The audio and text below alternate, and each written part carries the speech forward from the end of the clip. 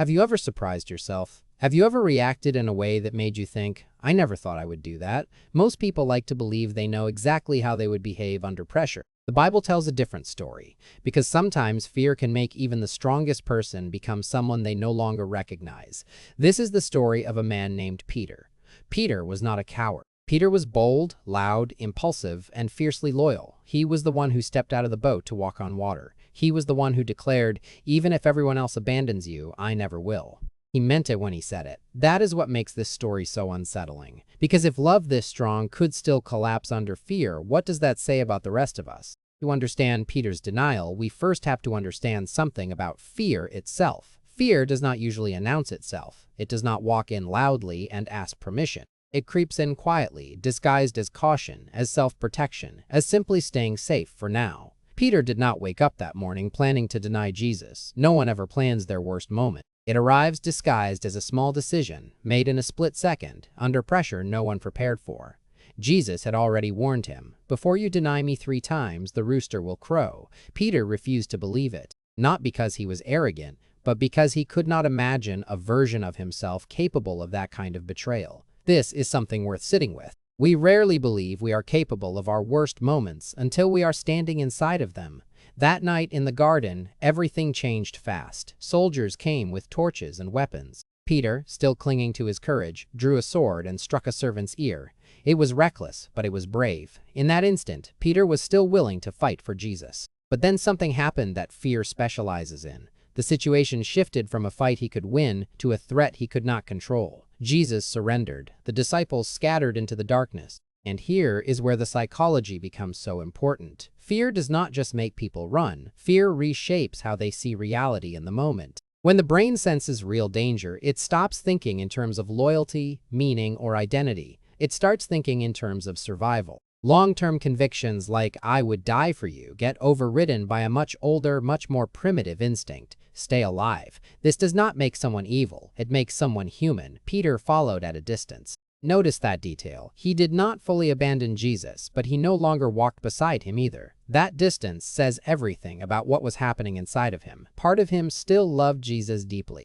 Part of him was terrified of what loving Jesus openly might now cost him. He ended up in a courtyard, warming himself by a fire among strangers. It is a strange, quiet detail, but it reveals so much. Peter was not hiding in some remote alley. He wanted to stay close enough to know what was happening to Jesus, even while trying to protect himself from being recognized. This is often how fear operates in real life. We do not always run away completely from what we love. Sometimes we simply distance ourselves just enough to feel safe, while still watching from the shadows. Then came the moment that changed everything. A servant girl looked at him and said, "You were with him too." And Peter said, "I do not know him." A second person recognized him, and again he denied it. Then a third person insisted, "Surely you were with him, your accent gives you away." This time Peter did not just deny it, he cursed and swore that he did not know the man. Think about that for a moment. This was not calm, calculated betrayal. This was panic speaking louder than conviction. Fear does not usually lie gently. Under enough pressure, it can make people say things they would never say in a calm moment, things that feel completely foreign to who they actually are. And then, right after his third denial, the rooster crowed. At that exact moment, Scripture says Jesus turned and looked straight at Peter, not with rage, not with disgust, just a look. And that look shattered him. Peter went outside and wept bitterly. That single moment captures something profound about human psychology. The pain of failure is rarely as sharp as the moment we realize someone we love saw us fail. Peter was not just afraid of the soldiers. Peter was ashamed of who he had become in front of the one person whose opinion mattered most to him. This is where shame enters the story, and shame is very different from fear. Fear says, this situation is dangerous. Shame says, I am the danger.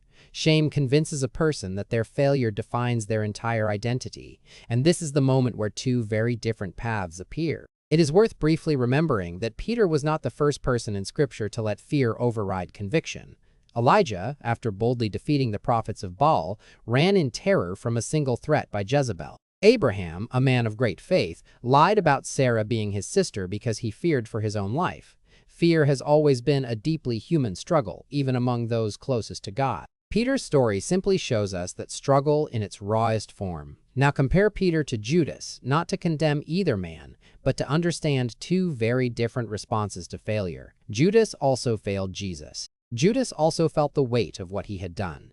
But Judas allowed his shame to convince him that his story was over, that there was no path back from what he had done. Peter's shame nearly destroyed him too. But instead of running from Jesus, Peter eventually returned to him. This difference is one of the most important psychological truths in the entire Bible. Failure does not determine your future. What you do with your shame does. Do you let it isolate you, or do you let it soften you enough to seek restoration?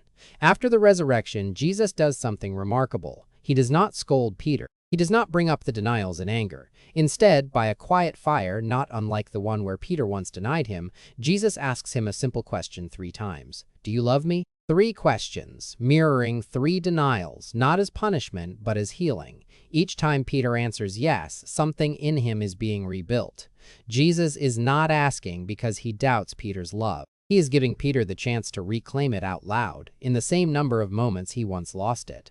This tells us something beautiful about how grace works. Grace does not pretend failure never happened. Grace walks directly into the place where we failed and offers us a way back through it. So what does Peter's story teach us about ourselves? It teaches us that even sincere love can be shaken by fear. It teaches us that conviction alone is not enough. We also need humility about our own weakness. Real courage is not the absence of fear. Real courage is choosing faithfulness even while fear is present. It also teaches us not to place too much confidence in our own strength. Peter's failure did not come from a lack of love. It came from overestimating how strong that love would remain under real pressure. This is why staying close to God before moments of testing arrive matters so much, because strength built in quiet seasons is what carries us through the loud, frightening ones. And most importantly, Peter's story teaches us that failure is never the final word. Peter went on to become one of the most influential voices in the early church, boldly proclaiming the same Jesus he once denied. His greatest failure did not become the end of his story. It became the beginning of his transformation. The Bible reminds us that fear may cause us to fall, but God's grace can teach us how to stand again. If this story made you think differently about the hidden emotions that shape our choices, you will also enjoy my video, The Shame of Adam, what Genesis 3 reveals about male vulnerability, where we explore another defining moment that still shapes human psychology today.